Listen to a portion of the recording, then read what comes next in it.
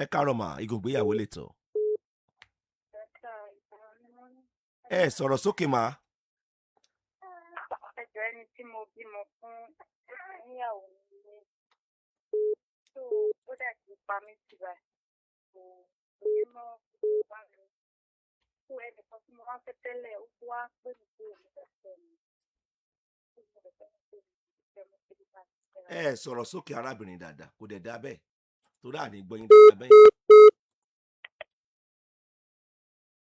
Hello. A ti ń gbọ́yìn bẹ́ẹ̀ yẹn mà. Ìmọ̀ràn ni mo ní. Ẹlẹ́nìkan tẹ́ ẹ bímọ fún ìyẹn níyàwó nílé ó ti pa yín tì tọmọtọmọ. Ẹlẹ́wàá pàdé ẹnìkan tẹ́ ẹ ń fẹ́ tẹ́lẹ̀ kí nìyẹn fẹ́ báyìí mà. Ó wá sọ pé òun fẹ́ fẹ́ mi. Ok mà. Wọ́n lọ fún pé orí pé mo sílẹ̀ pé mi ò lè fẹ́ mọ́. Ó ṣàní òun láìpẹ́ kò ní bá nífẹ̀ẹ́ mi òun ò gbé mi. Ok. Ṣé n tẹ́ wá pè fún n tẹ́ ẹ pè fún nìyẹn? Mo mú wá ní ìbẹ̀rẹ̀. Ẹ ṣe kí ni éèjì yín mà? 25 nígbà wo mà lọ́dún yìí? L'October. Ok. Iṣẹ́ wo lẹ ń ṣe mà? Ṣé ẹ ní ṣọ́ọ̀pù mà? Tẹ́ ti ṣe yá dírẹ́sì yẹn? Ok. Ilé tẹ̀ ń gbé ọkùnrin yẹn ló gbalé yẹn fún yín? Àwọn pẹ́rẹ́ǹtì yín báyìí. Arákùnrin tẹ̀ ń fẹ́ tẹ́lẹ̀ yẹn tó wá bá yín kó fẹ́ fẹ́ yín padà yẹn ṣó ti níyàwó lẹ́ǹtì ẹ̀? Ó ti ní girlfriend bọ̀ kò sí níyàwó. Ẹ̀yin àti ẹ̀ kọ́ọ̀tù tọdún mélòó kó tó di pé ẹ fi sílẹ̀ kó tó di pé ẹ fura yín lẹ̀ ṣá dín fún tẹ̀bẹ́ yẹn? 2 years tí wà ní àṣà. Ok. Ìgbà tẹ́ ń kọ́ọ̀tù lọ́wọ́ yẹn ilẹ̀ pàdé ẹ̀ ń tẹ́ bímọ fún yín? Ok. Kí ni éèjì arákùnrin tẹ́ filẹ̀ tẹ́lẹ̀ yẹn? Ẹ mọ éèjì ẹ̀? Ok. Tí ẹ bá ti fẹ́ pàdé ẹ̀ ń tẹ́ bímọ fún yín ẹ fẹ́ jọ fẹ́ra yín náà tẹ́lẹ̀ ló wà nínú agreement yín? Àbí? Ńgbẹ́ wá pàdé lẹ́yìn tiẹ̀ ẹ̀yin lẹ fa arákùnrin yẹn sílẹ̀ àbóhùn ló fi yín sílẹ̀ mà? Ẹ̀yin lẹ fi sílẹ̀? Orí ẹ̀ mú yín náà ni. Orí ẹ̀ náà ló mú yín. Ó wá padà wá báyìí pé òun fẹ́ fẹ́ yín àbí? Nǹkan méjì ní báyìí. Nǹkan méjì ni. Ṣé ẹ rí àkọ́kọ́? Kí ni éèjì ọmọ tó ẹ̀ ń gbé dání yẹn? Má? Báyìí ọmọ olóríire yẹn Olúwa ṣeun ẹ máa jèrè ẹ̀ pẹ̀lú agbára Ọlọ́run. Ṣé o ti gbọ́ pọ́kùnrin yẹn jẹ́ àyín sọ́ọ́lẹ̀ ló ṣe pè yín ni mà? Ok, ó rò pé ẹ ṣì wà lọ́dọ̀ ọkùnrin yẹn ó kàn wá pè yín àbí? Ẹ rí pé ó ti he yín darí ó tún fẹ́ tún yín he náà tún ni ó fẹ́ tún yín he ni yóò tó tún yín he náà ni. Ṣé ẹ mọ̀ pé yín ti nà mọ́lé òun náà wá fẹ́ nà yín mọ́lé náà nìyẹn. Ṣé ẹ pé yín lẹ já sọ́ọ́lẹ̀ torí pé rí bàbá aláyé kan lè ṣe já sọ sílẹ̀ àbí bẹ́ẹ̀ kọ́? Ẹ̀yin náà dẹ̀ ni ẹ̀ parọ́ ẹ jẹ́ nìkan tí ò kí ń parọ́. Èyí tí màá sọ fún yín ní arábìnrin ká pé mi bá ní ẹ̀yin o ṣóyè yín mà? Ọ̀rọ̀ ọkùnrin kọ́ ló kàn lọ́rọ̀ tèmi mọ́. Ẹ ṣẹ̀ bí ọmọ ń sin ọmọ oṣù 6 ọkùnrin kan tí wàá ń pè yín pé òun tí wàá ń gbé súnmọ́ yín kì í sọ̀rọ̀ ọkùnrin ló kàn lọ́rọ̀ yín báyìí mà.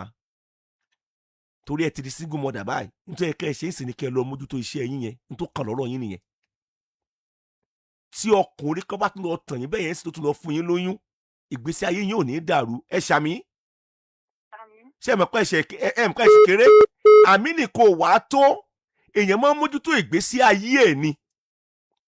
Arábìnrin ẹgbọ́n tí mo fẹ́ sọ yìí ẹ rí i pé tí tíìmù méjì bá ń play lórí field ṣó ti yé yín team A àti team B tó bá jọ ń play kí team A yẹn kó ti wá ní 4-0 ṣó ti yé yín mà? Kó ti ní 4 goals against team B ẹ rí i pé tí wọ́n fi máa parí match yẹn team A ò ní relax àbí bẹ́ẹ̀ kọ́? Àbí wọ́n sọ pé nítorí wípé àwọn ti ní 4 goals yẹn against team B yẹn kán wá kúrò lórí field ṣó possible bẹ́ẹ̀? Ìyẹn túmọ̀ sí pé kò sí ìgbà kí ìgbà lókè èpè láyé tí ẹ̀dá tí Ọlọ́run dá tó bá lose guard kò sígbà tí nǹkan ò lè dàrú. Ọlọ́gbà yìí mo bá sọ̀rọ̀ Doyin yẹn, kò sígbà kí ìgbà tí ẹ̀dá tí Ọlọ́run dá lábẹ́ ọ̀run láyé ó bá wà lé 60 ó bá wà 70 ó bá wà 80 ó mọ mójútó ìgbésí ayé ẹ bí àwọn ahun ṣe mójútó nǹkan ní wọn ni. Kò sígbà kí ìgbà tí nǹkan ò lè dàrú, kò sígbà kí ìgbà tí wọn lè score against èèyàn nínú ayé, kò sígbà kí ìgbà tí ọ̀tá ò lè score against ìgbésí ayé ẹ. Ìní ẹni náà tó bá rẹ́ni gbà nímọ̀ràn tó bá ṣí létí kó gbọ́, kó má jẹ́ kógun ìdílé ìyá tàbí ogun ìdílé bàbá kó di òun létí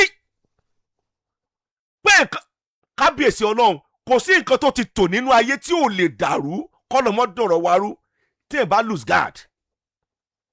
Ọlọ́gbà ìmọ̀ bá sọ̀rọ̀. Ìyẹn túmọ̀ sí pé bẹ́ẹ̀ ṣe wá ń sìn ẹ lọ mójútó ọ̀rọ̀ ìgbésí ayé yín ló kàn, ọ̀rọ̀ kọ́kọ́ ló kàn lọ́rọ̀ yín báyìí. Arábìnrin ṣe ń gbọ́ mi? Ọmọ tẹ́ ẹ gbé dání yẹn tó bá ṣe ń dàgbà sí ni bùkátà rẹ̀ náà máa dàgbà sí, ṣé ẹ mọ̀ ṣá? Owó tí mo ní mo ya yín yẹn mà ọ́, ẹ má tó rush fún marriage mọ́.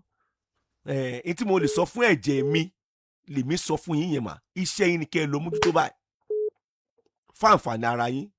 Ọlọ́gbà yìí mo bá ṣe tán.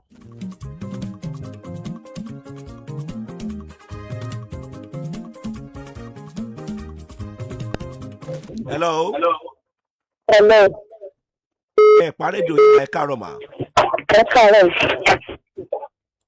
Igun gbéyàwó ètò mà kílẹ̀ ńlá kọjá fún mi. Mo kàn fẹ́ kẹ́ gbà mí nímọ̀ràn kan ni. Yes ma.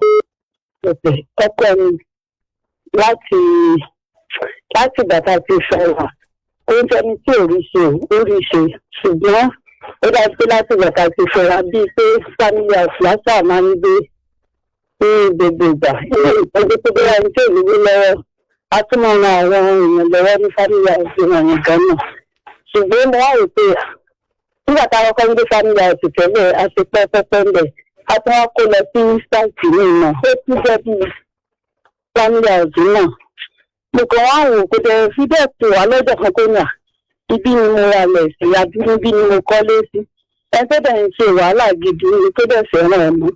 Ó máa ń mójú fẹ́mi kódà ìgbà táàrò yìí pé bóyá ó tẹ̀lé gbà wá gan ó gbà wá lórí àwa 12 lórí fún nígbà tó wà ní kékeré.